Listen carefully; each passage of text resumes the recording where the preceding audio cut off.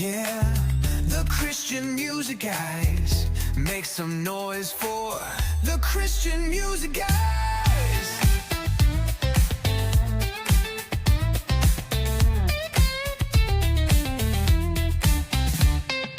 Today on the Christian Music Guys, we are honored to welcome a true pioneer in Christian rock and worship music, John Ellis of the Dove Award-winning band Tree 63.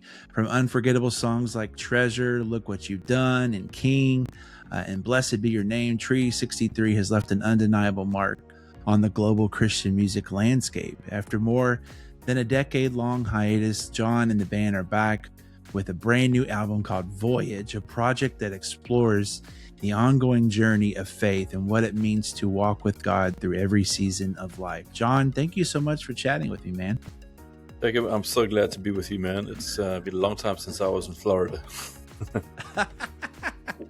And I've never been to South Africa, so there you go. Well, we're first time, right? I'll take you on a tour.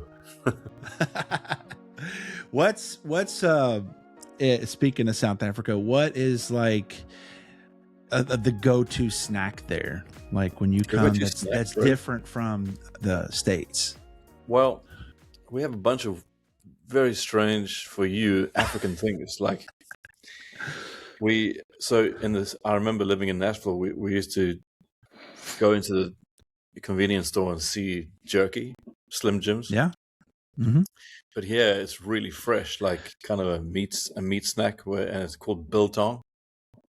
Okay. Biltong, and it is a whole art in Africa to having your meat curing the meat, smoking it, cutting it up into little pieces, and making it edible. So if you came to South Africa as a tourist, at some point somebody would give you biltong and be like, "You got to try this," and it probably would change your life. So it's not as tough as jerky. No, it's more moist and more chewable. Yeah. There's jerky out there that's kind of like that, softer. But yeah, the majority of the jerky is pretty tough. But anyway. I don't know. We've invented a few good things out here. Yeah. Well, I am such a fan of your all's band. I remember back, I'm sure you've heard many of these stories, but I remember back in youth group, back in the late 90s, we would do Look What You've Done is one of our songs in the youth group. And I just remember, man, I was like, there is not a band that sounds like you all out there. And it was such an amazing, a time and an era in Christian music. And I just, I'm so glad that you guys are still doing your thing. And, this brand new album is amazing. Wow. But what was it like the moment, when you knew it was time to bring everyone back together and start creating again? Well, I took a long break after a long time in Nashville, right? So from 2000 to 2008 or so, 9, we were living in the States, living in Nashville, touring the world, and we had a great time, but it was exhausting, and I needed some kind of sabbatical. And I got a phone call from my good friend Matt Redman, who said to me, "Man, you need a break." So I thought 6 months sabbatical, and it turned into like 15 years, because God had other plans. Because at the end of the day, there is more to being a Christian artist than music, and it's called your faith, right? If your faith is not right, your songs are not going to be right, your ministry is not going to be right, and everything suffers. And we have to get that stuff right really first.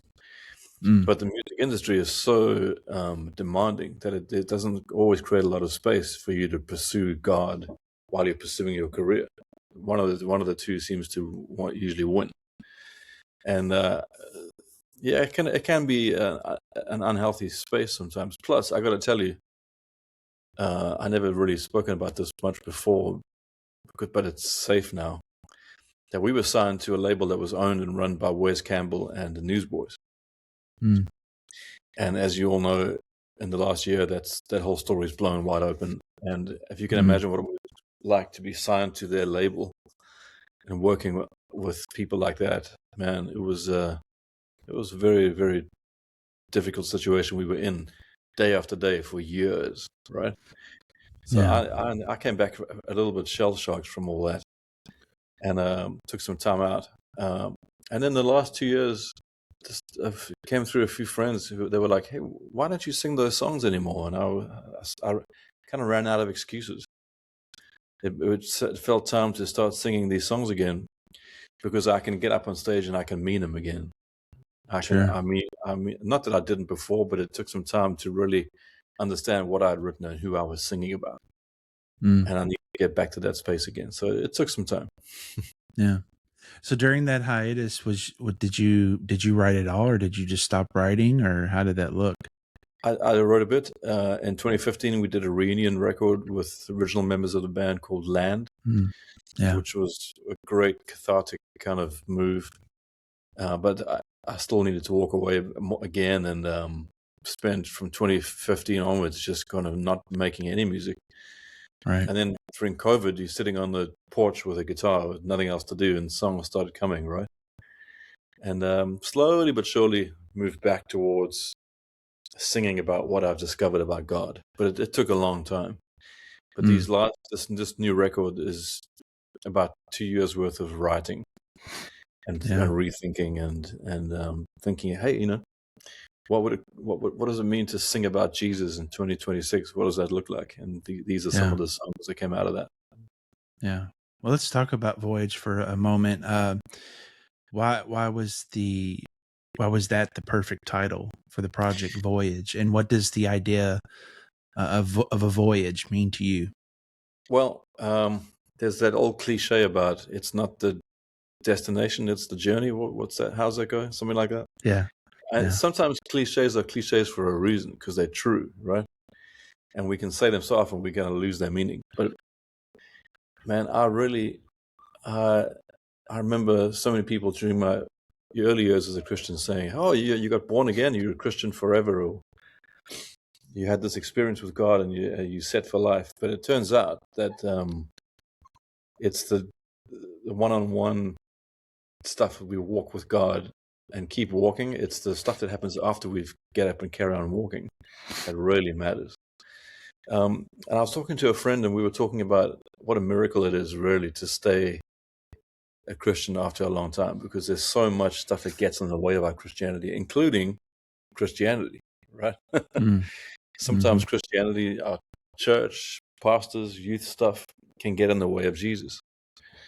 And it's a miracle that you can become somebody in their 30s, 40s, 50s, 60s and still believe, because the stuff that we are exposed to in our teens and 20s can sometimes, and I've seen it happen so many times, I'm sure you have too, with friends of ours who get to their 20s and like, man, I'm out of here. I'm Mm, not interested in carrying this anymore.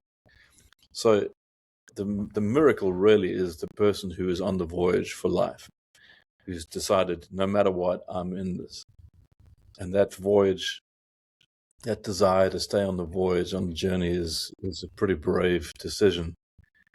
And sometimes it can look like a foolish decision, right? yeah.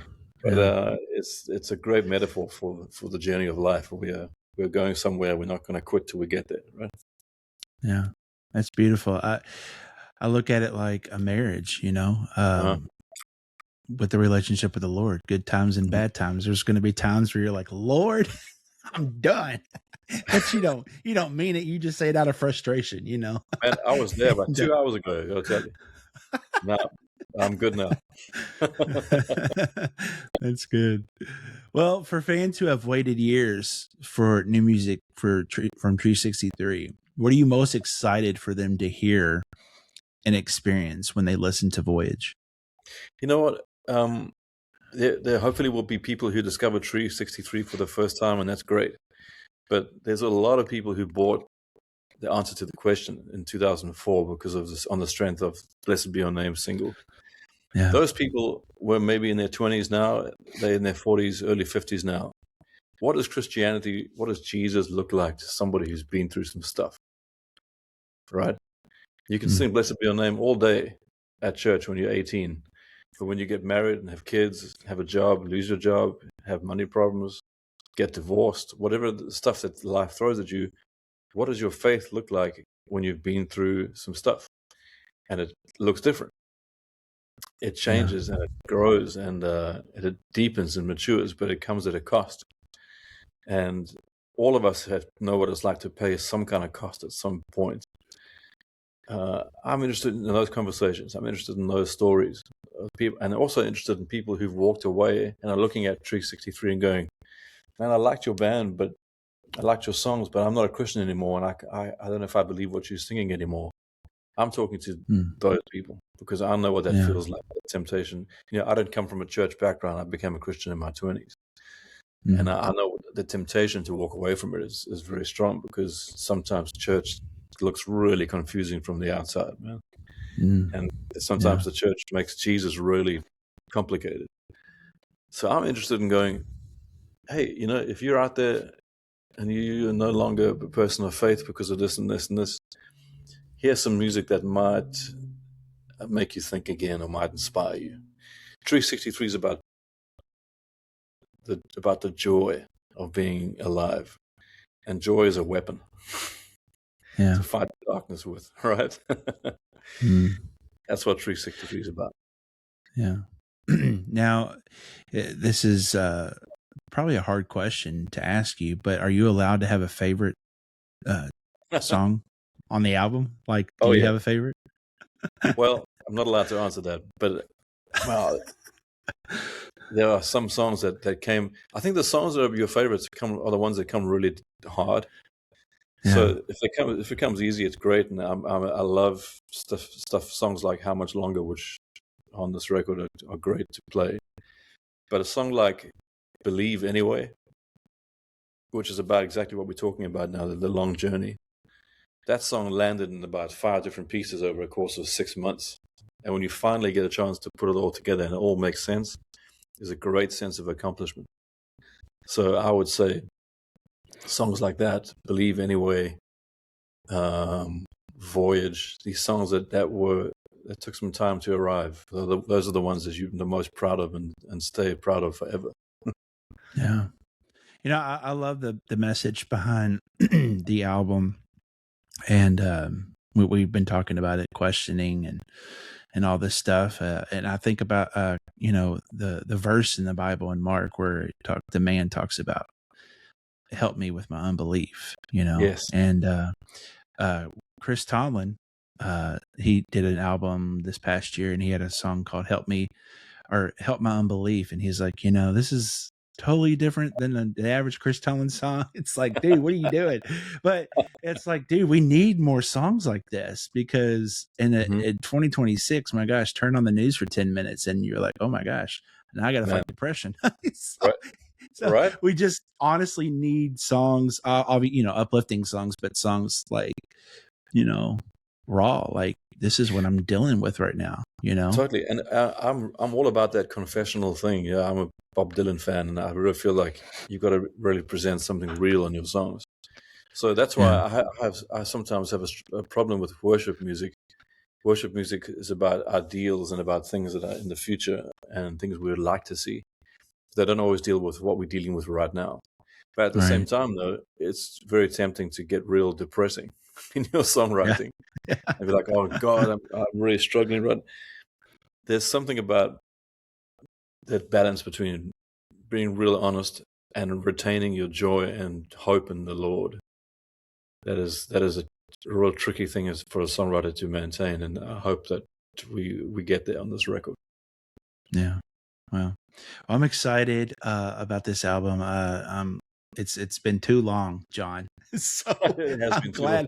I'm glad you guys are doing stuff again. And when you think back on your success and the songs that you guys release, King and Treasure, Blessed Be Your Name, did you ever imagine the impact that it would have on the church around the world? No, you were just telling me about Look What You've Done. That song, Yeah. real personal, like journal entry as a brand new Christian that I wrote here in Cape Town in early part of 1997. I've been a Christian for like a few months, and wrote this really personal song. It was never meant to be a song for anyone to hear. It was just between me and God, like a prayer. When we were putting together the first Tree 63 album in April 97, that I brought that song out as an option. And it's become an anthem to so many people around the world. It's just crazy just to see how God can take something so small and spread it in people's lives. Yeah. Man, that song alone, the fact that I'm talking to somebody in Florida, USA, who knows that song is like, what? Sang it in my youth group. Right? So no matter Yeah. how much time and distance between you and me right now, there's that song, that idea that links us, and that's really a special thing, man. Yeah. Well, speaking of look what you've done, I guess you saw our notes, but this is a fan based podcast, and we'll have fans of their favorite artists write in questions. And we had Cool. a fan of Tree 63, Matt from Wisconsin, and he absolutely loves the song "Look What You've Done," and he wants to know the story behind it, which you've already shared a little bit. Yeah, I can tell Matt. I think Matt's the last remaining Tree 63 fan in the continental US, so that's good. Hey, Matt. Whatever. How you doing, Matt? Thanks for remembering Tree 63. Again, that song was a real personal journal entry, and I remember the moment of writing it. It was inspired a little bit by Bob Dylan. I don't know if you know, Bob Dylan had a couple of Christian records when he became a Christian in the late 70s. Those songs really spoke to me too, and I discovered those songs, and I just wrote this confessional thing. Look what you've done for me. I'm so grateful. And again, a real personal one-on-one prayer between me and God. And when we first recorded it, it took some time to become what it eventually became on the first Tree 63 US release. So there's a couple of different versions out there, but essentially it's just a prayer of thanks. You know? Yeah. I remember, what I love to do as a dad, I like to introduce my kids to the songs and the music I listen to. And so I remember the first time I played Look What You've Done for my son. He's 15 now, so he's older, but in your song when you go, Yahweh, Yahweh, and he's like, what is he saying, Dad? I had to explain it, and I rewind it, and he's like, it doesn't sound like he's saying Yahweh. And I'm like, well, that's what he's saying.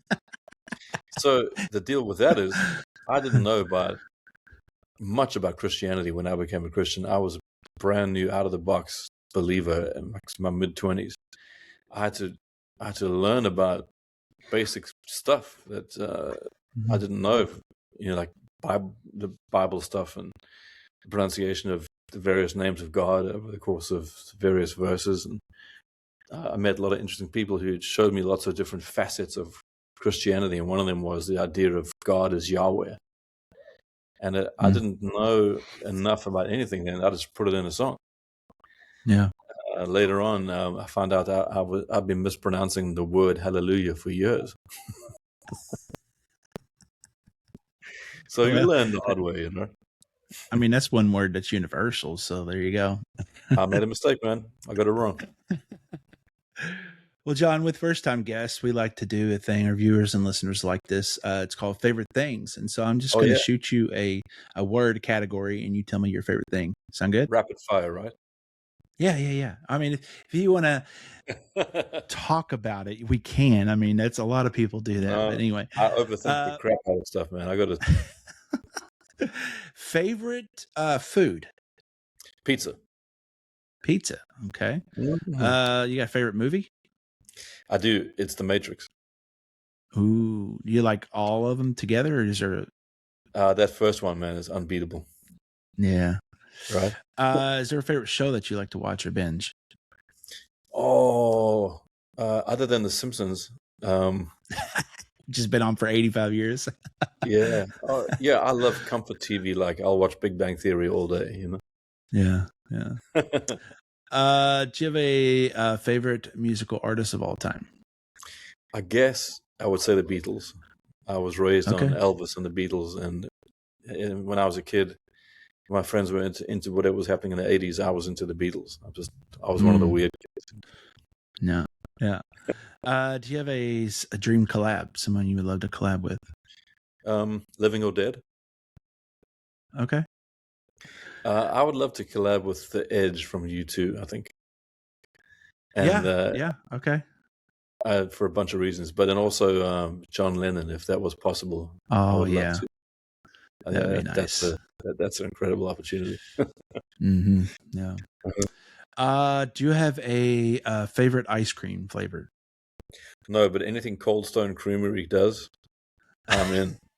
You're in. I'm in. You know, it's so funny. I tried to do what they do at the shop with the spoons and stuff. It just don't work out the same. So we Africans, we don't see that stuff out here. We get to America the first time we go to Cold Stone Creamery, and there's that slab. Mm-hmm. Yeah. Dump ice cream. We're like, it's wild. But y'all have good jerky, so there you go. Right. Is there a favorite? Are you a podcast listener? Do you have a favorite podcast? No, I'm one of those old-fashioned people that reads books. So there you I have go. a ton of this behind me. I see him. I make more time for that than I do for listening to podcasts. I'm just one of those people. Yeah. Do you have a favorite book out of those? That one. That's funny. The one. That one. It's funny. That's good. Well, you passed. No controversial answers, so that's good. Man, well, John, I'm somebody. I've put my foot in my mouth many times in my career. I'm playing it super safe. That's funny. Well, but Voyage is coming out on the 26th, just in a few days. What else do you guys have coming, and how can our viewers and listeners keep up with you? The best way to find us these days is modern day street polls, right? Instagram, TikTok, Facebook, whatever. MySpace. We have MySpace. Can you imagine? We have this record coming out on vinyl for the first time. It was the first time we've ever done a piece of vinyl for Tree Records, so we're very excited about that. My favorite. And so there's a couple of firsts for us this time around, but coming out on 26th, and we're just excited to present some new songs to y'all. Yeah. Are you going to be touring maybe in America? We'd love to. It's a little bit trickier than it used to be, man. You may have noticed airline flights are a bit pricier than they used to be, and it's not quite as easy as it was 20 years ago, but we'd love to come out. Yeah. Well, John, to wrap up, I'd like to see if you'd be willing to share something that God's been doing in your life recently that would help build our viewers and listeners' faith. Recently, so this Tree 63 thing requires a full-time commitment, which I'm happy to give, but there are times when there's not a lot of stuff in the air. There's quiet times where there's no gigs, no income. And I really felt God say to me a million times in my life, but I really heard it for the first time about a year ago, and then again recently. Do you trust me? And I'm like, we've been through this before. I trusted you 20 years ago. I'm good. But he's like, do you still trust me?